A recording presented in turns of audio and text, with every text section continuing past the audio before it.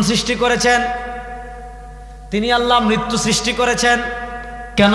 লিয়াবলুয়াকুম, যাতে তিনি তোমাদেরকে পরীক্ষা করেন। কি পরীক্ষা? আইয়ুকুম, তোমাদেরকে আহসানু আমালা, সর্বোত্তম আমল করে।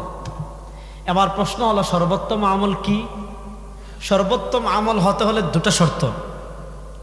ইমাম ফুজাইল ইবনে ইয়াজ রাহিমাহুল্লাহ এই আয়াতের ব্যাখ্যায় বড় সুন্দর করে এই তাফসীরটা বুঝলে দুনিয়াতে আর কেউ বেদাত করবে না। বসে যাও ভাইয়া, তুমি বসে যাও। ইমাম ফুজাইল ইবনে ইয়াজ রাহিমাহুল্লাহ সর্বোত্তম আমলের দুটো ব্যাখ্যা করেছেন, আখলাসুহু ওয়া আসওয়াবুহু। ইন কানা খালিসান ওয়া লাম ইয়াকুন সাওয়াবান লাম ইউকবাল, ওয়া ইন কানা সাওয়াবান ওয়া লাম ইয়াকুন খালিসান লাম ইউকবাল, হাত্তা ইয়াকুনা খালিসান ওয়া সাওয়াবান। আল খালিস আন ইয়াকুনা লিল্লাহ ওয়া সাওয়াব আন ইয়াকুনা আলা সুন্নাহ। ফুজাইল ইবনে ইয়াজ রাহিমাহুল্লাহ বলেন, কোন আমল আল্লাহ রাব্বুল আলামিনের দরবারে কবুল হওয়ার জন্য দুটো শর্ত আছে।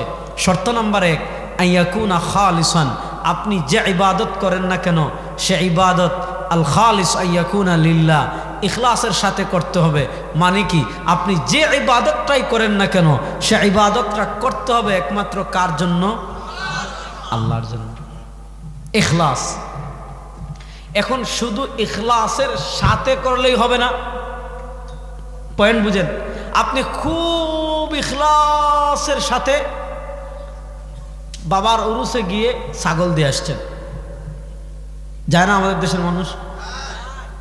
খালি ইখলাস হলেই হবে না, ইখলাসের সাথে সাথে আরেকটা শর্ত আছে, আইয়াকুনা সওয়াবান। সওয়াব মানে কি? আইয়াকুনা আলা সুন্নাহ। আপনি যে ইবাদতটা করেন না কেন আইয়াকুনা আলা সুন্নাহ, আল্লাহ রাব্বুল ইজ্জত ওয়াল জালালের দরবারে সে ইবাদতটা কবুল হতে হলে, আল্লাহ রাব্বুল ইজ্জত ওয়াল জালালের দরবারে সে ইবাদতটা মকবুল হতে হলে সে ইবাদতটা করতে হবে সুন্নাহ সম্মত পন্থায়। নবী করিম সাল্লাল্লাহু আলাইহি ওয়াসাল্লাম, সাহাবা তাবেঈন, খায়রুল কুরুনের ইমামগণ, সাহাবাগণ নবী যেভাবে করেছেন সেই পন্থা করতে হবে। সুন্নাহ সম্মত পন্থা বাদ দিয়ে যদি মন গড়া পদ্ধতিতে কোনো ইবাদত করেন, যত ইখলাসের সাথে করুন না কেন সে ইবাদত আল্লাহর কাছে কবুল হবে না। যত ইখলাসের সাথেই করুন না কেন সেটার নাম বেদাত। সেটার নাম কি? এজন্য ইবাদত কবুল হওয়ার জন্য শর্ত কয়টা? দুইটা। বলেন, ইবাদত কবুল হওয়ার জন্য শর্ত কয়টা? আইয়াকুনা লিল্লাহ, আপনি যে ইবাদতটা করেন না কেন সে ইবাদতটা করবেন একমাত্র কার জন্য? কথা কয় না রে। সে ইবাদতটা করবো একমাত্র কার জন্য? আর 2 নম্বর, যে ইবাদত করি না কেন নিজের মন গড়া পদ্ধতিতে করলে হবে না, আইয়াকুনা আলা সুন্নাহ। আপনি যে ইবাদতটা করেন না কেন সে ইবাদতটা করতে হবে নবী করিম সাল্লাল্লাহু আলাইহি ওয়াসাল্লামের দেখানো পন্থায়। নবী করিম সাল্লাল্লাহু আলাইহি ওয়াসাল্লামের পন্থা বাদ দিয়ে কেউ যদি নিজের মতো করে করে সে ইবাদত আল্লাহ রাব্বুল আলামিনের কাছে কবুল হবে না। এই দুটো শর্ত। এবার দেখেন, সুন্নাহ সম্মত মসজিদ বানানো হয়েছে। ইন্নামাল মাসাজিদু বুনিয়াত লিল ইবাদাহ। সরওয়ারে দু আলম আলাইহিস সালাতু ওয়াস সালাম বলেছেন মসজিদ বানানো হয়েছে ইবাদতের জন্য, এজন্য মসজিদে দুনিয়াবি কথাবার্তা বলা জায়েজ নাই। এজন্য মসজিদে দুনিয়াবি কথাবার্তা বলা জায়েজ নাই। এবার ইবাদত আপনি করতে হলে সুন্নাহ সম্মত পন্থা ইবাদত করতে হবে। আর যদি আপনি সুন্নাহ সম্মত পন্থা ইবাদত করতে চান তাহলে তালিম লাগবে, কোরআন সুন্নাহর বিশুদ্ধ ইলম লাগবে। আর ইলম চর্চার জন্য নবী করিম সাল্লাল্লাহু আলাইহি ওয়াসাল্লাম যেমনভাবে মসজিদে নববীতে ইবাদতের জন্য প্রতিষ্ঠা করেছেন, তেমনভাবে সমাজের সব ক্ষেত্রে আপনি ইসলামী রাষ্ট্র পরিচালনা করতে হলে কোরআন সুন্নাহর ইলম লাগবে। ইসলাম অনুযায়ী জীবন পরিচালনা করতে হলে কোরআন সুন্নাহর ইলম লাগবে। ইসলাম অনুযায়ী পারিবারিক জীবন সাজাতে হলে কোরআন সুন্নাহর ইলম লাগবে। ইসলাম অনুযায়ী সমাজ চালাতে হলে কোরআন সুন্নাহর ইলম লাগবে। ইসলাম অনুযায়ী অর্থনীতি পরিচালনা করতে হলে কোরআন সুন্নাহর ইলম লাগবে। ইসলাম অনুযায়ী বিচার কার্য সম্পাদনা করতে হলে কোরআন সুন্নাহর ইলম লাগবে। ইসলামের দাওয়াত সারা দুনিয়া জান্নাতে পৌঁছে দিতে হলে, ইসলামের সুমহান বাতিকে সারা দুনিয়ায় জ্বালিয়ে দিতে হলে খালি জ্বালালেই হবে না, জজবা থাকলেই হবে না।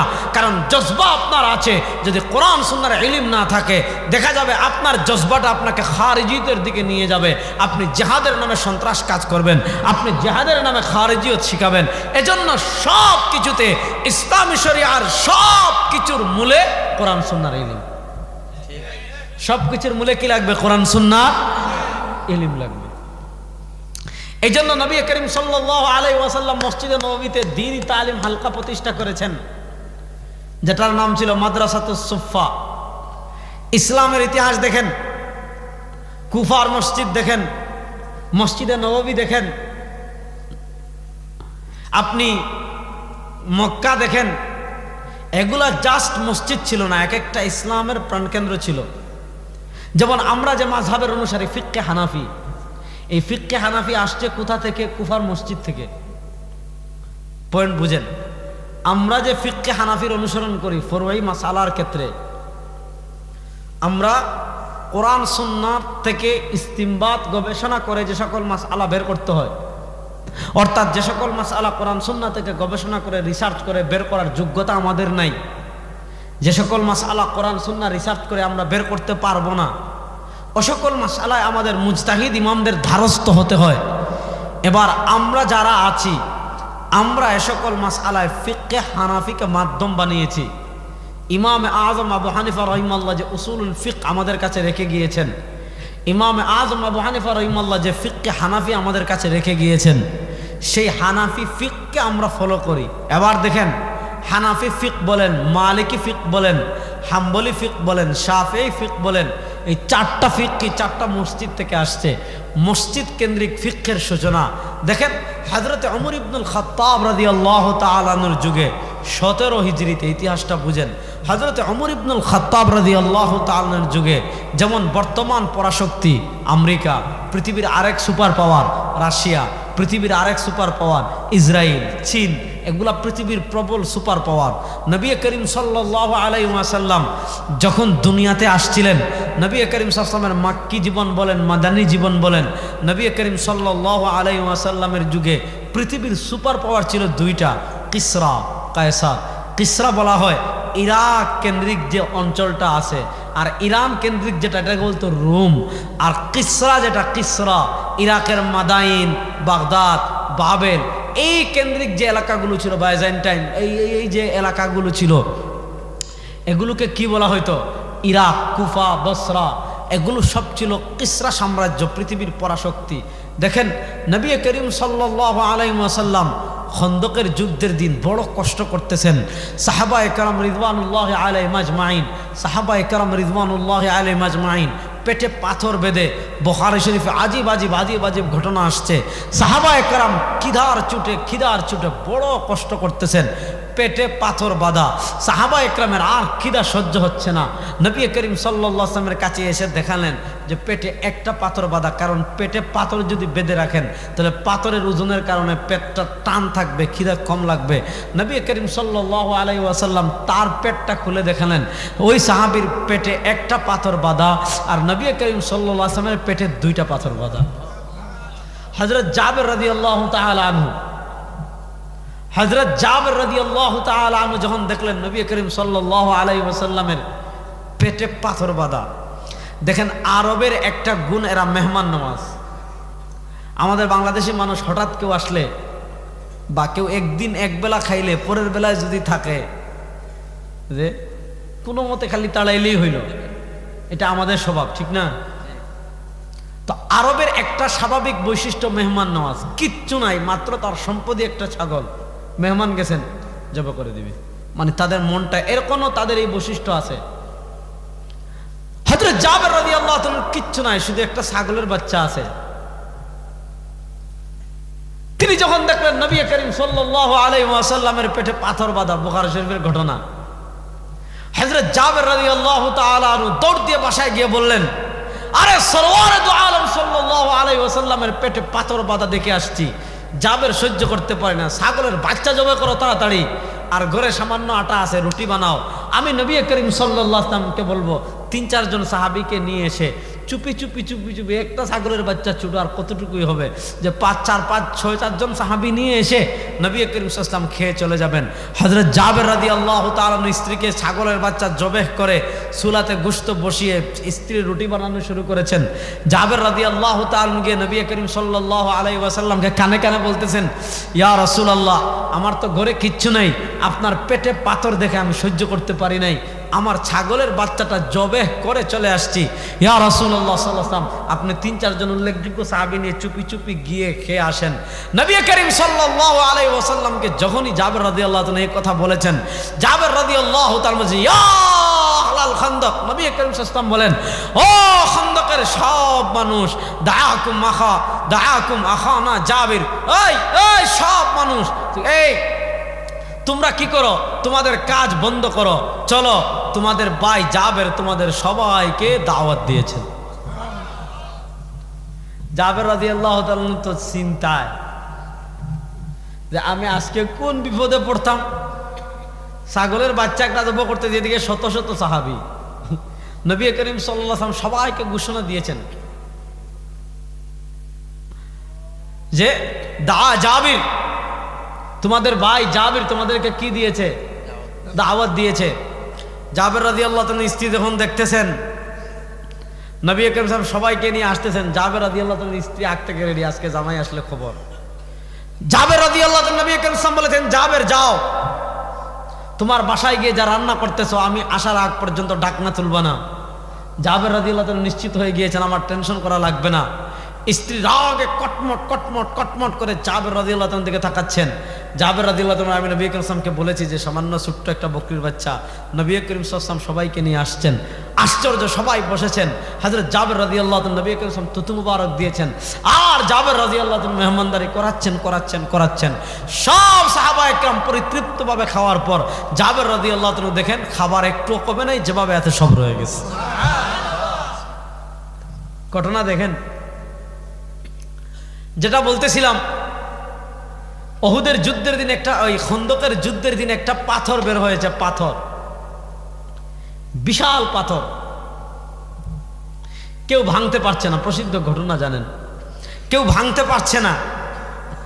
নবী করিম সাল্লাল্লাহু আলাইহি ওয়াসাল্লাম আসলেন, কুড়াল নিলেন, ফাদারাবা সালাসা দারাবাত, 3টা আঘাত করলেন। প্রত্যেক আঘাতের সময় প্রচন্ডভাবে আঘাত করলেন, ধোঁয়া বের হলো, ধোঁয়া। নবী করিম সাল্লাল্লাহু আলাইহি ওয়াসাল্লাম 3 বার সুবহানাল্লাহ বলে সুসংবাদ দিলেন যে শুনো, আমার উম্মত একদিন না একদিন এই ইরাক অগ্নিপূজকদের দখলে থাকবে না, পৃথিবীর পরাশক্তি থাকবে না, মুসলমানরা একদিন সেটা বিজয় করে নেবে। ইহুদিরা টিটকারি করলো, লম্বা ঘটনা আমি সংক্ষেপে বলতেছি। হযরত নবী করিম সাল্লাল্লাহু আলাইহি ওয়াসাল্লাম খন্দকের যুদ্ধ 4th হিজরিতে কি করলেন, ভবিষ্যৎবাণী করলেন। আল্লাহ নবী সাল্লাল্লাহু আলাইহি ওয়াসাল্লামের ভবিষ্যৎবাণী কত দ্রুত বাস্তবায়ন হয়েছে আপনি চিন্তা করেন। নবী করিম সাল্লাল্লাহু আলাইহি ওয়াসাল্লাম 4th হিজরিতে ভবিষ্যৎবাণী করেছেন। কথা বললেন না, আলোচনা শোনা যায় না? যখন মাইক ছিল না তখন ওয়াজ ছিল না, তাহলে কথা বুঝেন। নবী করিম সাল্লাল্লাহু আলাইহি ওয়াসাল্লাম 4th হিজরিতে ভবিষ্যৎবাণী করেছেন। নবী করিম সাল্লাল্লাহু আলাইহি ওয়াসাল্লাম 11 হিজরিতে ইন্তেকাল করেছেন। হযরত ওমর ইবনুল খাত্তাব রাদিয়াল্লাহু তাআলা আনহু 13 হিজরিতে খলিফাতুল মুসলিমিন হয়েছেন। 17 হিজরিতে মুসলমানরা ইরাক বিজয় করে ফেলেছে। 17 হিজরিতে কি ইরাক বিজয় হয়েছে। হযরত ওমর ইবনুল খাত্তাব রাদিয়াল্লাহু তাআলা আনহুর যুগে যখন ইরাক বিজয় হলো, মুসলমান সেনাবাহিনী বা মুসলমানদের বসবাসের জন্য মুসলমানরা 17 হিজরিতে ইরাকে একটা শহর নির্মাণ করলেন, যে শহরের নাম কুফা। আমি মসজিদের ইতিহাস বলছিলাম, যে শহরের নাম বলেন না, যে শহরের নাম ইরাকের একটা শহর আছে না কুফা। মুঝে কুফা ওয়ালো মুসাফির না সমঝো, मैं आया नहीं हो बुलाया গায়া হো। মুহররম আসলে গজল শুনেন না? আমাদের শেখ এনাম অনেক সুন্দর করে বলেছে সিলেটের, মুঝে কুফা ওয়ালো, হে কুফাবাসী, মুসাফির না সমঝো। হযরত হুসাইনের ভাষায় বলছে, এই কুফার মানুষ, তোমরা আমাকে মুসাফির মনে করবা না। मैं आया नहीं हो, আমি তো কুফায় নিজে আসি নাই। বুলায়া গায়া হো, আমাকে তোমরা ডেকে নিয়ে এসেছো। তো কুফায় হযরত আলী রাদিয়াল্লাহু তাআলা এবং কুফাবাসীর গাদ্দারির কারণেই হযরত হুসাইন রাদিয়াল্লাহু তাআলা হৃদয় বিদারক কারবালার ঘটনা সংঘটিত হয়েছিল। যা কারবালার ঘটনা বলা আমার উদ্দেশ্য না, আমি আপনাদেরকে যেটা বলতে চাচ্ছি, কুফা বিজয় হওয়ার পর, কুফা নির্মাণ করার পর হযরত উমর ইবনুল খাত্তাব রাদিয়াল্লাহু তাআলা আনহু কুফার মানুষকে দিন শেখানোর জন্য, কুফার মানুষকে ইসলাম শেখানোর জন্য, কুফার মানুষের কাছে ইসলামের সঠিক বার্তা পৌঁছানোর জন্য নবী করিম সাল্লাল্লাহু আলাইহি ওয়াসাল্লামের অন্যতম ফকিহ সাহাবী হযরত আব্দুল্লাহ ইবনে মাসউদ রাদিয়াল্লাহু তাআলা আনহুকে কুফায় পাঠালেন। এবং কুফায় পাঠানোর সময় হযরত উমর ইবনুল খাত্তাব রাদিয়াল্লাহু তাআলা আনহু কুফাবাসীকে এটা বলে দিলেন, ও কুফাবাসী, ইন্নী আসারতুকুম আলা নাফসি, ও কুফাবাসী, ইবনে মাসউদের প্রয়োজন আমার কাছে অনেক বেশি, আমার তার অনেক বেশি রাষ্ট্রীয় বিভিন্ন মাসালার জন্য, রাষ্ট্রীয় বিভিন্ন সমস্যার সমাধান। যেহেতু হযরত আব্দুল্লাহ ইবনে মাসউদ রাদিয়াল্লাহু তাআলা ফকিহ সাহাবী, এজন্য রাষ্ট্রীয় বিভিন্ন বিষয়ের, রাষ্ট্রীয় বিভিন্ন মাসালার সমাধান হযরত আব্দুল্লাহ ইবনে মাসউদ রাদিয়াল্লাহু তাআলা দিয়ে থাকেন। তার অনেক প্রয়োজন রাজধানী মদিনায় রয়েছে, তারপরও আমি আমার প্রয়োজনকে তোমাদের প্রয়োজনের উপর, তোমাদের প্রয়োজনকে আমার প্রয়োজনের উপর প্রাধান্য দিয়ে ইবনে মাসউদ রাদিয়াল্লাহু তাআলাকে কুফায় পাঠালেন। ইবনে মাসউদ রাদিয়াল্লাহু তাআলা কুফায় যাওয়ার পর সাহাবায়ে কেরাম রিদওয়ানুল্লাহি আলাইহিম আজমাইনের এক জামাত কুফায় চলে গেলেন। ইবনে মাসউদ রাদিয়াল্লাহু তাআলা আনহু কুফাতে যখন গেলেন, দেখেন কুফায় তিনি 17 হিজরি থেকে 33 হিজরি পর্যন্ত কুফার মসজিদের তিনি প্রধান শিক্ষক ছিলেন, কুফার মানুষদেরকে দিন শিখালেন। 33 হিজরিতে হযরত ইবনে মাসউদ রাদিয়াল্লাহু তাআলা ইন্তেকাল করলেন। আর আপনারা জানেন হযরত ইবনে মাসউদ 33 হিজরিতে ইন্তেকাল করেছেন। 34 হিজরির আশপাশে হযরত আলী কাররামাল্লাহু ওয়াজহাহু খলিফাতুল মুসলিমিন হলেন। হযরত আলী রাদিয়াল্লাহু তাআলা যখন খলিফাতুল মুসলিমিন হলেন, হযরত আলী রাদিয়াল্লাহু তাআলা খলিফাতুল মুসলিমিন হয়ে মুসলমানদের রাজধানী তখন ছিল মদিনায়। হযরত আলী রাদিয়াল্লাহু তাআলা মুসলমানের রাজধানী মদিনা থেকে কুফায় স্থানান্তর করলেন। হযরত আলী রাদিয়াল্লাহু তাআলা মুসলমানদের রাজধানী যখন মদিনা থেকে কুফায় স্থানান্তর করলেন, আমিরুল মুমিনিন মদিনায় চলে গেলেন। আমিরুল মুমিনিন মদিনা থেকে কুফায় চলে গেলেন। সাহাবা একরামের একটা বিশাল জামাত কুফায় চলে গেল। হযরত আলী রাদিয়াল্লাহু তাআলা যখন কুফায় গেলেন, কুফায় যাওয়ার পর কুফার মানুষের অবস্থা দেখে, কুফার ইলিম দেখে, কুফার মানুষের কোরআন চর্চা দেখে, কুফার মানুষের হাদিস চর্চা দেখে, কুফার মানুষের ফিকহের চর্চা দেখে আল্লাহ নবী হযরত আলী রাদিয়াল্লাহু তাআলা আনহু এত খুশি হয়েছেন, তিনি ইবনে মাসউদের জন্য দোয়া করেছেন। কি দোয়া? হযরত আলী রাদিয়াল্লাহু তাআলা আনহু হযরত ইবনে মাসউদ রাদিয়াল্লাহু তাআলা আনহুর জন্য দোয়া করেছেন। কি দোয়া? রাহিমাল্লাহু ইবনা উম্মে আবদিন, তিনি দোয়া করেছেন আল্লাহ রাব্বুল আলামিন হযরত ইবনে মাসউদ রাদিয়াল্লাহু তাআলার উপর রহম করুক। আল্লাহ রাব্বুল আলামিন হযরত ইবনে মাসউদের কবরকে জান্নাতের বাগান বানিয়ে দেন। কেন? মুলিয়াল বালাদ বিল ইলমি ওয়াল হিকমা। হযরত আলী বলেন, আরে আব্দুল্লাহ ইবনে মাসউদ 17 থেকে 33 হিজরি পর্যন্ত এই 16-17 বছর কুফা থেকে এই পুরো কুফা শহরকে ইলম আর হিকমত দিয়ে ভরে দিয়েছে। পুরা কুফা শহরকে ইলম আর হিকমত দিয়ে ভরে দিয়েছেন। এবার বুঝেন হযরত আলী রাদিয়াল্লাহু তাআলা আনহু যে কুফা, ইবনে মাসউদ রাদিয়াল্লাহু তাআলা যেই মসজিদ, এই মসজিদ একটা ঐতিহাসিক মসজিদ ছিল। শত শত সাহাবা থাকতেন এই মসজিদে, একজন না, ওই শহরে তখন 1500 সাহাবী থাকতেন। আর এই 1500 সাহাবীর থেকে 70 জন সাহাবী ছিলেন বদরি। না সুবহানাল্লাহ, বাড়িতে গিয়ে জুড়ে কইবেন। এবার মাসালা বুঝেন, আমাদের ইমামে আজম আবু হানিফা রাহিমাহুল্লাহ সেই কুফায় 80 হিজরিতে জন্মগ্রহণ করলেন। তখন কুফায় অনেক সাহাবী। আমাদের ইমামে আজম আবু হানিফা রাহিমাহুল্লাহ তাবিঈ। বলেন আমাদের ইমামে আজম আবু হানিফা রাহিমাহুল্লাহ, আরে ছাত্র ভাইরা বলো না, আমাদের ইমামে আজম আবু হানিফা তাবিঈ বলা হয় যিনি সাহাবীকে দেখেছেন। বলেন তাবিঈ বলা হয় যিনি সাহাবীকে, যিনি রাসূলুল্লাহ সাল্লাল্লাহু আলাইহি ওয়াসাল্লামকে দেখেছেন তিনি সাহাবী, আর যিনি সাহাবীকে দেখেছেন তিনি। আমাদের ইমামে আজম আবু হানিফা রাহিমাহুল্লাহ দুনিয়ার সব স্বীকৃত ইমামদের মধ্যে ইমামে আজম আবু হানিফা রাহিমাহুল্লাহ তাবিঈ। যারা ইমামে আজম আবু হানিফা রাহিমাহুল্লাহর তাবিঈয়ত স্বীকার করবে না, এগুলা চামচিকা। যারা ইমামে আজম আবু হানিফা রাহিমাহুল্লাহর তাবিঈয়ত স্বীকার করবে না, এগুলো চামচিকা। এই বর্তমানে কিছু চামচিকা আমাদের দেশে গজাইছে না, এগুলো তো চামচিকাতে আরো খারাপ, জাহিলগুলা সব। আল্লাহ এদেরকে হেদায়েত দান করুন, কুরআন সুন্নাহ ভালো করে পড়ে সঠিক ইলম অর্জনের তৌফিক দান করুন। ইমাম আবু বকর খুরাইবি বড় সুন্দর কথা বলেছেন, আন-নাসু ফি শানে আবি হানিফা ইম্মা হাসিদুন ওয়া ইম্মা জাহিলুন, যে যারা ইমামে আযম আবু হানিফা রাহিমাহুল্লাহর সমালোচনা করে এটা দুই ক্যাটাগরি। আন-নাসু ফি শানে আবি হানিফা ইম্মা হাসিদুন ওয়া ইম্মা জাহিলুন। ইমাম আবু বকর খুরাইবি মাদ্রাসার ছাত্ররা, আমি একটা কিতাব বলি, পড়বা তো সবাই? আব্দুর রশিদ নোমানী রহিমাহুল্লাহর একটা কিতাব আছে মাকানাতুল ইমাম আবি হানিফা ফিল হাদিস। এই সামনে রমাদান, তুমি কোন জামাতে পড়ো? হেদায়েত না, তুমি তাইসির, তুমি বাদ, আপনি মিশকাত, আপনি নাহবি, আপনি যারা মিশকাতে পড়েন যেভাবেই হোক এই রমাদানের আগে মাকানাতুল ইমাম আবি হানিফা ফিল হাদিস, তুমি কোন জামাতে? তুমিও কিনবা। আব্দুর রশিদ নোমানী রহিমাহুল্লাহর লেখা একটা কিতাব আছে মাকানাতুল ইমাম আবি হানিফা ফিল হাদিস। যদি টাকা না থাকে, লাইব্রেরিতে না পাও, এখন তো মোবাইল সব বাসায় গেলে তো পাইবা, নেটে সার্চ দিবা মাকানাতুল ইমাম আবি হানিফা ফিল হাদিস, এই কিতাবটা পড়বেন, শানদার কিতাব। তো ইমাম আবু দাউদ খুরাইবি বলেন, আন-নাসু ফি শানি আবি হানিফা ইম্মা হাসিদুন ওয়া ইম্মা জাহিলুন, যে যারা ইমামে আযম আবু হানিফা রাহিমাহুল্লাহর সমালোচনা করে এদের দুইটা ক্যাটাগরি, ইম্মা হাসিদুন, হয়তো হাসাদ করে, হিংসা করে, ওয়া ইম্মা জাহিল, অথবা জাহিল না জেনে। হাসাদ মানি লিআন্নাহু ইয়াতি বিমা ইয়ালাম ওয়া ইয়াতি বিমা লা ইয়ালাম, তিনি তারা যে মাসালা জানে এগুলারও সমাধান দিয়েছেন, যেগুলো জানে না ওগুলাও ইজতিহাদ করে সমাধান দিয়েছেন। এজন্য কেউ কেউ হিংসা করে ইমামে আযম আবু হানিফার সমালোচনা করে। আমাদের ইমামে আযম আবু হানিফা তাবিঈ, রাআ আনাস ইবনে মালিকের মিরারা।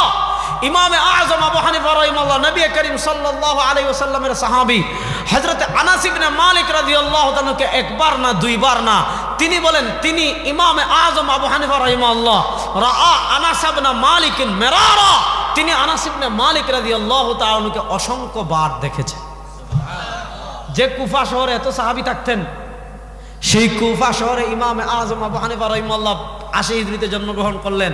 যে মসজিদকে আলোকিত করেছিলেন কোরআন সুন্নাহর ইলম দিয়ে হযরত ইবনে মাসউদ, ইমামে আযম আবু হানিফা রাহিমাহুল্লাহ বলেন, আমি যখন ছোট্ট শিশু আমার পিতার সাথে আমি একদিন কুফার মসজিদে গেলাম, গিয়ে দেখলাম একটা বিশাল দরজগা, একজন লোক বসা, তার দাড়ি লাল খিজাব করা। আমার পিতাকে জিজ্ঞেস করলাম, তিনি কে? আমার পিতা বললেন, আনাস ইবনে মালিক সাহিবু রাসূলিল্লাহ সাল্লাল্লাহু আলাইহি ওয়াসাল্লাম। আমার পিতা সাবিত বললেন, আরে উনি তো স্বাভাবিক কেউ না, উনি নবী করিম সাল্লাল্লাহু আলাইহি ওয়াসাল্লামের সাহাবী আনাস ইবনে মালিক, তিনি হাদিসের দর্শ দিচ্ছেন আর সবাই তার হাদিসের দর্শ শুনতেছে। ইমামে আযম আবু হানিফা রাহিমাহুল্লাহ বলেন, আমি যখনই শুনলাম উনি নবী করিম সাল্লাল্লাহু আলাইহি ওয়াসাল্লামের সাহাবী হযরত আনাস ইবনে মালিক রাদিয়াল্লাহু তাআলা আনহু, ইমামে আযম আবু হানিফা রাহিমাহুল্লাহ বলেন, এই কথা শোনার সাথে সাথে আমার কান খাড়া হয়ে গেল। আমি খেয়াল করে শুনলাম তিনি কি বলতে চাচ্ছেন। আমি শুনলাম আনাস ইবনে মালিক রাদিয়াল্লাহু তাআলা হাদিস বর্ণনা করেছেন, সামি'তু রাসূলুল্লাহ সাল্লাল্লাহু আলাইহি ওয়াসাল্লাম ইয়াকুল, আমি আল্লাহর নবী সাল্লাল্লাহু আলাইহি ওয়াসাল্লামকে বলতে শুনেছি, মান ক্বালা লা ইলাহা ইল্লাল্লাহ, মান ক্বালা লা ইলাহা ইল্লাল্লাহ দাখালাল জান্নাহ। আনাস ইবনে মালিককে আমি হাদিস বর্ণনা করতে শুনেছি। আনাস ইবনে মালিক রাদিয়াল্লাহু তাআলা বলেন, আমার কোন উম্মত যদি, নবী করিম সাল্লাল্লাহু আলাইহি ওয়াসাল্লাম বলেছেন, আমার কোন উম্মত যদি জীবনে একবার পড়ে লা ইলাহা ইল্লাল্লাহ দাখালাল জান্নাহ, সে একদিন না একদিন জান্নাতে প্রবেশ করবে। সুবহানাল্লাহ। এবার বুঝেন, যেই মসজিদে হযরত ইবনে মাসউদ রাদিয়াল্লাহু তাআলা দর্শ দিতেন, ইবনে মাসউদ রাদিয়াল্লাহু তাআলা দুনিয়া থেকে বিদায় নিলেন 33 হিজরিতে। ইবনে মাসউদ রাদিয়াল্লাহু তাআলা স্থলাভিষিক্ত হয়ে আসলেন আলকামা ইবনে ওয়াক্কাস আল-লাইসি। আলকামা, হযরত আলকামা 62 হিজরিতে ইন্তেকাল করলেন। এই চেয়ারে আসলেন ইব্রাহিম নাখাই। ইব্রাহিম নাখাই 92 বা 94 হিজরিতে ইন্তেকাল করলেন। তার চেয়ারে আসলেন হাম্মাদ ইবনে আবি সুলাইমান। হাম্মাদ ইবনে আবি সুলাইমান ইন্তেকাল করলেন। ওই চেয়ারে আসলেন ইমামে আযম আবু হানিফা। ইসলামের দেখেন মসজিদ, ইসলামের সূচনা লগ্ন থেকে দেখেন আপনি, মসজিদ শুধু ইবাদত কেন্দ্রিক ছিল না, মসজিদ জ্ঞানের, মসজিদের সাথে জ্ঞানের একটা ইলমে দ্বীন কোরআন সুন্নাহ চর্চার একটা সম্পর্ক ছিল। এবার এর বিপরীত চিত্র শুনেন। নবী করিম সাল্লাল্লাহু আলাইহি ওয়াসাল্লাম কিয়ামতের আলামতগুলো, কিয়ামতের তো আলামত না, আমার একটা সংকট কালের চিত্র হাদিসে তুলে ধরেছেন। উম্মার একটা সংকটের অবস্থার বর্ণনা নবী করিম সাল্লাল্লাহু আলাইহি ওয়াসাল্লাম হাদিসে দিয়েছেন। সে সংকটটা কি? সায়াতি আলান নাসি জামানুন লাম ইয়াবকা মিনাল ইসলাম ইল্লা ইসমুহু ওয়া লাম ইয়াবকা মিনাল কুরআন ইল্লা রাসমুহু মাসাজিদুহুম আমিরা ওয়া হিয়া খালিয়াতুন আনিল হুদা ওয়া হিয়া খারাবুন আনিল হুদা। হাদিসটা বুঝেন। নবী করিম সাল্লাল্লাহু আলাইহি ওয়াসাল্লাম বলেন, আমার উম্মার উপর এমন একটা সময় আসবে, আমার উম্মার উপর এমন একটা যুগ আসবে, আমার উম্মার উপর এমন একটা কাল আসবে, সায়াতি আলান নাসি জামানুন, নবী করিম সাল্লাল্লাহু আলাইহি ওয়াসাল্লাম বলেন, আমার উম্মার উপর এমন একটা সময় আসবে, এমন একটা কাল আসবে, লাম ইয়াবকা মিনাল ইসলাম ইল্লা ইসমুহু, সব হবে নামে মুসলমান। ইসলাম কি জানবে না, আকীদা কি জানবে না, ঈমান কি জানবে না, সিকাফা কি জানবে না, ইকামতে দিন কি জানবে না, কিচ্ছু জানবে না, সব নামে মুসলমান। খালি শবে বরাতে ঘুরবে, রমজানের জিলাপি খাবে, আর ঈদের দিন আনন্দ করবে, আর মাঝে মধ্যে মাজারে গিয়ে উরুস করবে। লাম ইয়াবকা মিনাল ইসলাম ইল্লা ইসমু। ওই যে মুসলমানের ঘরে জন্মগ্রহণ করেছে, বাপে আব্দুল্লাহ নাম রাখছে, বাপে আব্দুর রহমান নাম রাখছে, বাপে আব্দুস সামাদ নাম রাখছে, বাপে এটা নাম রাখছে, বাস এই নামেই চলবে। লাম ইয়াবকা মিনাল ইসলাম ইল্লা ইসমু। ইসলাম শুধু থাকবে নামে, ইসলামের আদর্শ তার ভিতর থাকবে না। তার লাইফের সব ক্ষেত্রে তার পরিবারে ইসলাম প্র্যাকটিস করবে না, তার ফ্যামিলি ইসলাম প্র্যাকটিস করবে না, ইসলাম মানবে না, তার ব্যবসা ইসলাম প্র্যাকটিস করবে না, ইসলাম অনুযায়ী চলবে না, তার আইন আদালতে ইসলাম প্র্যাকটিস করবে না, ইসলাম অনুযায়ী চলবে না। অর্থাৎ তার ইসলামটা শুধু ফর্মালিটিতে, নাম ইসলাম বাস। তার আকীদা ইসলাম আছে কিনা চিন্তা করবে না, তার ফ্যামিলিতে ইসলাম আছে কিনা চিন্তা করবে না, তার ব্যবসা ইসলাম আছে কিনা চিন্তা করবে না, তার রাজনীতিতে ইসলাম আছে কিনা চিন্তা করবে না, তার অর্থনীতিতে ইসলাম আছে কিনা চিন্তা করবে না, তার রাষ্ট্র পরিচালনায় ইসলাম আছে কিনা চিন্তা করবে না, তার আন্তর্জাতিক জীবনে ইসলাম আছে কিনা চিন্তা করবে না। অর্থাৎ তাদের কাছে ইসলামটা থাকবে শুধু নামে।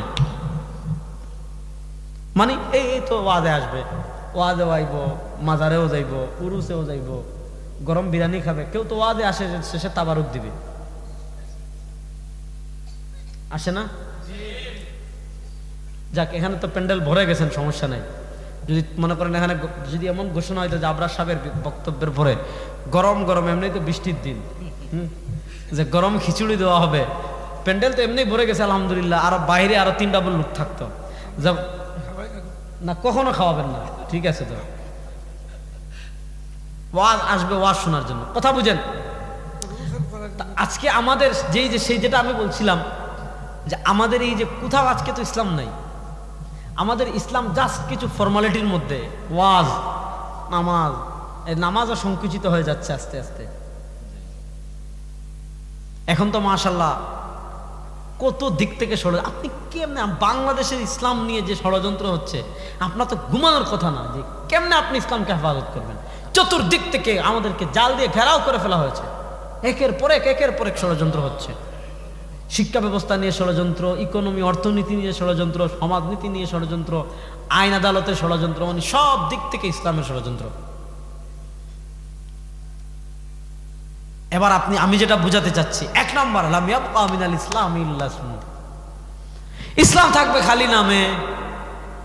ওয়া লাম ইয়াবকা মিনাল কুরআন ইল্লা রাসমু। ঘরে ঘরে কোরআন থাকবে, কিন্তু কোরআনের আলো থাকবে না। কোরআন অনুযায়ী পরিবার চলবে না, সমাজ চলবে না, রাজনীতি চলবে না, অর্থনীতি চলবে না, রাজনীতি কিচ্ছু চলবে না। কোরআন এটা শু অফ ঘরে রাখবে, মাঝে মধ্যে মুসবে, পড়বে, বাস শেষ। ওয়ালাম ইয়াবকা মিনাল কুরআন ইল্লা রাসমু।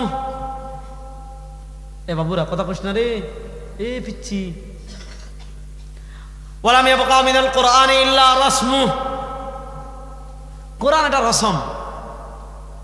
যেমন ওয়াজ মাহফিল করতে হলে পোস্টার করা লাগে, হ্যাঁ, এটা একটা রসম। পোস্টার না হইলে ওয়াজ মাহফিল হয়। তো মানুষের কাছে কোরআন একটা রসম হয়ে যাবে, রুসুম। কি রুসুম? গড়ে রাখবে, মাঝে মধ্যে পড়বে, গিলাফে ময়লা লাগলে ঝাড়বে, কখন কখনো তাবিজ টাবিজের প্রয়োজন হলে লিখে দিবে। তাবিজ দেওয়া যায়, যেটা হারাম না। কোরআনের আয়াত দিয়ে তাবিজ দেওয়া যায়, যেটা নিয়ে আমার ডিবেটও আছে, আপনারা জানেন। কিন্তু আল্লাহ তো কোরআন দিয়েছেন, কোরআন দিয়ে সারা দুনিয়া সাজবে। আপনার ঘরে সাজবে কোরআন দিয়ে, পরিবার সাজবে কোরআন দিয়ে, সমাজ সাজবে কোরআন দিয়ে, অর্থনীতি সাজবে কোরআন দিয়ে, রাজনীতি সাজবে কোরআন দিয়ে, রাষ্ট্র সাজবে কোরআন দিয়ে, সংসদ সাজবে কোরআন দিয়ে। কোথাও কোরআন আছে? দুনিয়ার সব কিছু আছে, মানুষের বানানো তন্ত্র মন্ত্র সব আছে, কিন্তু কোরআন নাই। সব আছে কি নেই? বলে না, সব আছে অথচ সব বাদ দিয়ে থাকার কথা ছিল কি? কোরআন। আপনি বলতেছেন মাশাআল্লাহ 92% মুসলমানের দেশ, এটাও একটা গর্বের বিষয় যে আপনি তো নামাজটা পড়তে পারতেছেন, ইসলামের কিছু শেয়ার পালন করতে পারতেছেন।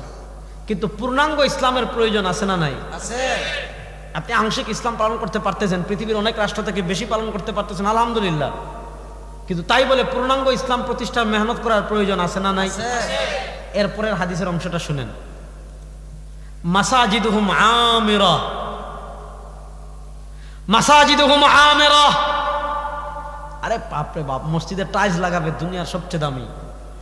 আশরাবাসী বলবে আমরা যে টাইলস লাগিয়েছি, আরে সান্দিনার মানুষ এত বড় গম্বুজ করছে 60 ফিট, আমরা করবো 80 ফিট। দেবিদ্দারে রাখবো আমরা 100 ফিট, লাকসামের রাখবো 120। মানে কার মসজিদ কত সুন্দর,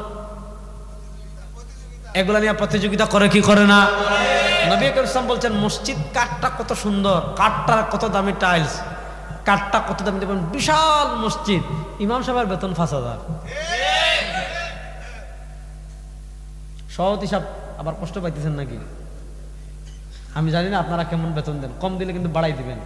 আপনারা তো মনে করেন যে হুজুররা হইল ফিরিস্তা, দুনিয়ার সব জিনিসের দাম বাড়লে হুজুরদের তার চাহিদা বাড়ে না নাকি? এখন আর সভাপতি সব কথা কইবে না, বেতন বাড়াইবেন তো ইনশাল্লাহ? জোরে কর না ইনশাআল্লাহ, আল্লাহ কবুল করো। এরকম সভাপতি সব জায়গায় হইলে তো ইমাম সাহেবদের দেখেন, আমি এমন এমন জায়গা পাইছি বুঝছেন। আপনি আবার বলেন না যে হুজুর মনে আমারে কইছে না, আমি এমনি ওয়াজ আনছি। এটা ভালো করে শুনেন, আমি যেটা বলতে চাচ্ছি, এমন বহু মসজিদ আছে, বিশাল প্রাসাদ, বিশাল গ্লাস, বিশাল এসি, বিশাল ইমাম সাহেবের বেতন 4,000 5,000 আছে না নাই? আবার এমন বিশাল মসজিদ বানাই রাখছে, ফজরের সময় আজান দেওয়ারও মানুষ নাই, নামাজ পড়ারও মানুষ নাই, আছে না নাই? এটা কিয়ামতের আলামত। মাসাজিদুহুম আমিরা।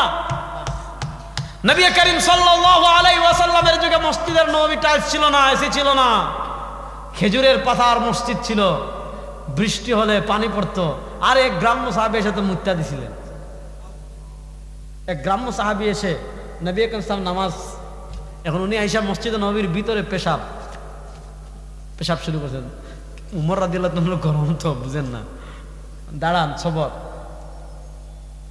সাহাবা একরামের যুগে মসজিদ ছিল কাছা, কিন্তু সেই মসজিদ থেকে যারা দীক্ষা প্রাপ্ত হয়েছে, পৃথিবীর পরাশক্তিরা তাদেরকে কি ভয় পায়। আজকে আমরা টাইলসওয়ালা এসিওয়ালা মসজিদে একবার যদি মনে করেন মুয়াজ্জিন সাহেব ভুলে একদিন মাগরিবের সময় ফ্যান ছাড়ে নাই, জেনারেটর ছাড়ে নাই, কি অবস্থা। তো আমরা এসি মসজিদে নামাজ পড়ি, আমাদেরকে রাস্তার বিড়ালও ভয় পায় না, আমাদেরকে রাস্তার বিড়ালও ভয় পায়।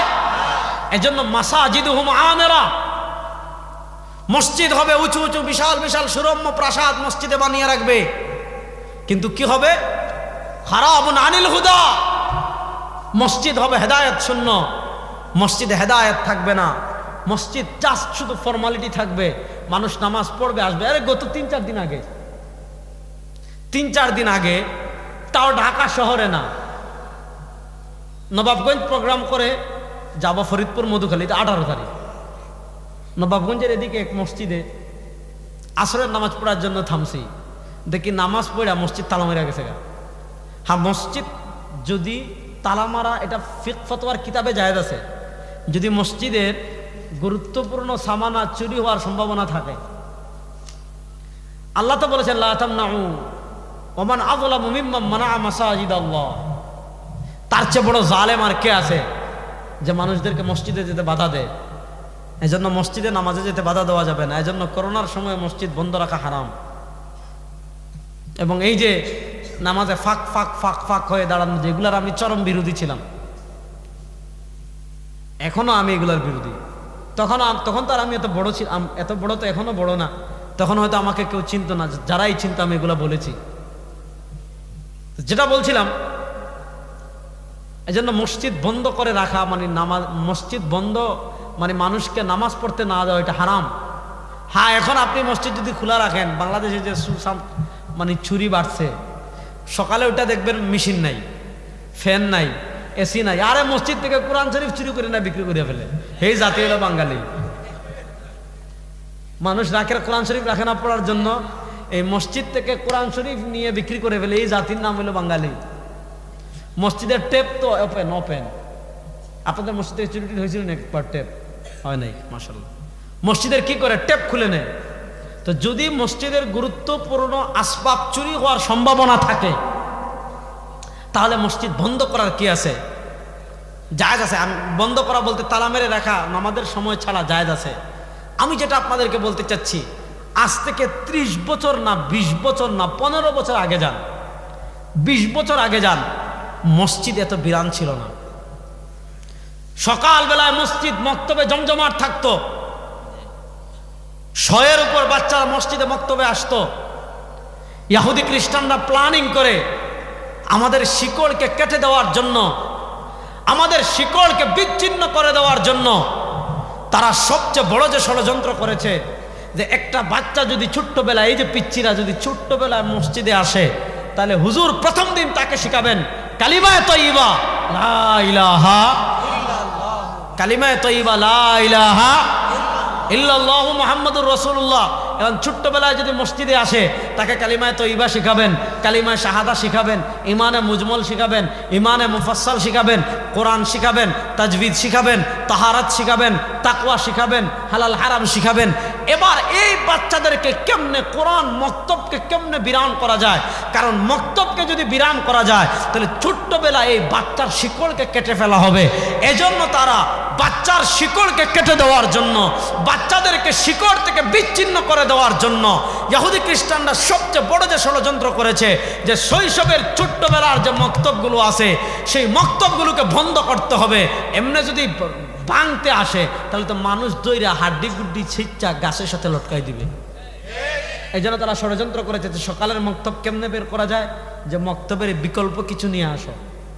সে বিকল্প কি? ফজরের আগ থেকে কেজি স্কুল আছে না নাই?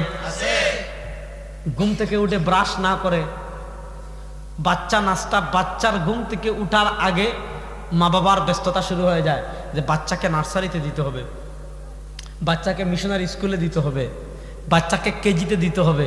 এবার দেখেন, যে বাচ্চাটার মাত্র কোষগুলো খুলতেছে, এই কোষগুলো খোলার সময় যদি আপনি তার মাথায় লা ইলাহা ইল্লাল্লাহ দিয়ে দেন, এই কোষগুলো খোলার সময় যদি আপনি তার মাথায় ঈমান দিয়ে দেন, আপনি যদি এই কোষগুলো খোলার সময় তার মাথায় আল্লাহ দিয়ে দেন, নবী করিম ইসলামের আকীদা দিয়ে দেন, আখলাক দিয়ে দেন, এই বাচ্চা তো যতই বড় হোক, ওই ছোট্টবেলায় যে জিনিসটা তার মাথায় দেওয়া হয়েছে ওটা তো কখনো ভুলবে না। এইটা থেকে বাচ্চাদেরকে সরানো যায় কেমনে? এইটা থেকে বাচ্চাদেরকে বিচ্ছিন্ন করা যায় কেমনে? ইহুদি খ্রিস্টানরা পাগল পারা হয়ে যে বাংলাদেশ থেকে যদি ইসলামকে বিতাড়ন করতে হয়, সবার আগে মক্তব শিক্ষাকে বন্ধ করতে হবে। কারণ মক্তবে গেলে একটা বাচ্চার মৌলিক ইসলামের ভিত্তি তো তৈরি হয়ে যায়। এবার স্কুলে যাক, কলেজে যাক, যেখানেই যাক, মৌলিক ভিত্তি তো মক্তব থেকে তৈরি হয়ে গিয়েছে, নুরানি থেকে তৈরি হয়ে গিয়েছে, হিফজখানা থেকে তৈরি হয়ে গিয়েছে। এই সুযোগ এই শিকড়কে কাটার জন্য তারা ষড়যন্ত্র করে শৈশবের সকালের স্কুল বের করেছে। আপনি স্কুলে যাবেন, আপনাকে দুধ দিবে, টাকা দিবে, ঔষধ দিবে। কারণ এই উসিলায় যদি, এই লুবে যদি আপনার ছেলেকে আপনি স্কুলে দেন, তাহলে তো সে কোরআন শিখতে পারছে না, আল্লাহকে চিনতে পারছে না, জান্নাত চিনতে পারছে না, কিছুই শিখতে পারছে না। এই বাচ্চাকে বিভ্রান্ত করা সহজ হয়ে যাবে। এজন্য আমাদের এই মসজিদগুলো যেন শুধু মসজিদ না থাকে, ইসলামের সূচনা লগ্নে মসজিদ যেমন হেদায়েতের প্রাণ কেন্দ্র ছিল, মসজিদ থেকে সমাজ পরিচালনা হয়েছে, মসজিদ থেকে রাষ্ট্র পরিচালনা হয়েছে। এখন রাষ্ট্র পরিচালনা অন্তত না হোক, অন্তত মসজিদ ছোট্টবেলায় বাচ্চাদের হেদায়েতের আলোকবর্তিকা হোক। এজন্য ছোট্টবেলায় প্রথমে স্কুলে না দিয়ে, প্রথমে নার্সারিতে না দিয়ে, প্রথমে কেজিতে না দিয়ে আপনারা সবাই আপনাদের বাচ্চাদেরকে মসজিদের মক্তবে দিবেন তো ইনশাআল্লাহ? কারা কারা দিবেন একটু হাত তোলেন। আপনাদের বাচ্চাদেরকে মসজিদের মক্তবে দিবেন তো ইনশাআল্লাহ? যদি মসজিদের মক্তবে না দেন, প্রথমেই তারা চিনাইছেন টিডিং টিডিং, সাইকেল চালাও, তাকে শিখাইছে চলো বন্ধু হই, তাকে শিখাইছে এসো ঘুরে বেড়াই, তাকে শিখাবে কেমনে হাঁস রাঁধবেন, কেমনে মশারি টানাবেন, কেমনে মেয়ের হাত ধরে ঘুরে বেড়াবেন, কেমনে পার্কে হাঁটবেন, এগুলা শিখাবে। তো তখন দেখা গেল আপনার ছেলে জ্ঞান অর্জন করবে ঠিক, কিন্তু মানুষ হতে পারবে না। আপনার ছেলে জ্ঞান অর্জন করবে ঠিক, কিন্তু জ্ঞান অর্জন করার পর আপনার ছেলে মানুষ না, দেখা যাবে জানোয়ার রয়ে গেছে। এই জন্য আমার শেষ কথা এটা, যে আমাদের বাচ্চাদেরকে আমরা স্কুলে দেওয়ার আগে, অন্যান্য প্রতিষ্ঠান দেওয়ার আগে, আমি আপনাদের হাতে পায়ে ধরে বলে যাই, মক্তবে ফজরের নামাজের সময় উঠে সবার আগে, মক্তবকে ফজরের সময় না পড়ে কখন, এখানে ফজরের পরেই, আলহামদুলিল্লাহ ফজরের নামাজ পড়েই যারা যুবক আছেন, আমি আপনাদেরকে একটা অনুরোধ করব, গ্রামে রমাদান আসতে সামনে ক্যাম্পেইন করবেন। ক্যাম্পেইন বুঝছেন? গ্রামের যারা সাধারণ মা বোন আছেন বা সাধারণ মানুষ আছেন, তাদেরকে বুঝাবেন, হুজুরকে সাথে নিয়ে তাদেরকে জমা করবেন, বুঝাবেন, উৎসাহ দিবেন। কেন? যাতে ছোট ছোট বাচ্চা যারা আছে এরা বড় হওয়ার আগে যেন আল্লাহকে চিনে, ইসলামকে চিনে, আকীদা জানে, ঈমান জানে, হালাল হারাম জানে, ইমানে মুজমল ইমানে মুফাসসল চিনে, নবীকে চিনে, সাহাবাকে চিনে। এজন্য গ্রামে গ্রামে ক্যাম্পেইন করবেন, গড়ে গড়ে যারা সৎ সরল মুসলমান আছে তাদেরকে বুঝাবেন যে আপনার ছেলে স্কুলে পড়ে যাক, অন্তত সকালবেলার মক্তবটা যেন কারো না ছুটে। যেই দেশের এমন আমাদের অনেক এলাকায় আগে সকালবেলায় মসজিদের পাশে গেলে মক্তবের গম গম গম গম আওয়াজ আসতো, সেই আওয়াজগুলো এখন কমে যাচ্ছে। এই আওয়াজ যতদিন থাকবে বাংলাদেশে ইসলামও থাকবে। এই আওয়াজগুলো যখন কমা শুরু হবে, বাংলাদেশে নাস্তিক মুরতাদ বেঈমানদের সংখ্যা বাড়তে থাকবে। এজন্য বাংলাদেশের ইসলামকে সুরক্ষা করার জন্য, বাংলাদেশের ইসলামের শিকড়কে হেফাজতের জন্য, আমাদের পরবর্তী প্রজন্মের কাছে ইসলামের সঠিক মেসেজ এবং বার্তা পৌঁছে দেওয়ার জন্য কোরআন শিক্ষার কোনো বিকল্প নাই, কোরআনের জ্ঞানের কোনো বিকল্প নাই, কোরআনের আলোর কোনো বিকল্প নাই। আর কোরআন শিখতে হলে মক্তবের কোনো বিকল্প নাই। মক্তবে যত সহজে উলামায়ে কেরাম আলেমরা আপনার বাচ্চাকে কোরআন শিখাবেন, আপনার বাচ্চাকে বিশুদ্ধ তিলাওয়াত শিখাবেন, আপনার বাচ্চাকে কোরআনের আলোয় আলোকিত করবেন, কোনো স্কুল বা ভার্সিটিতে গিয়ে ওইভাবে জীবনেও শিখতে পারবে না। এজন্য শেষ কথা এটা, আমাদের বাচ্চাদেরকে প্রয়োজনে ক্যাম্পেইন করে হলেও সকালবেলার মক্তবে সবাই দিব তো ইনশাআল্লাহ। আল্লাহ রাব্বুল আলামিন যে কথাগুলো বললাম আমাকে আপনাদের সবাইকে আমল করার তৌফিক দান করুন, আমিন। ইন আসাবতু ফামিনাল্লাহ ওয়া ইন আখতাতু ফামিন্নি ওয়া মিনাশ শাইতান। সুবহানাকাল্লাহুম্মা বিহামদিকা আশহাদু আল্লা ইলাহা ইল্লা আনতা আস্তাগফিরুকা ওয়া আতুবু ইলাইক।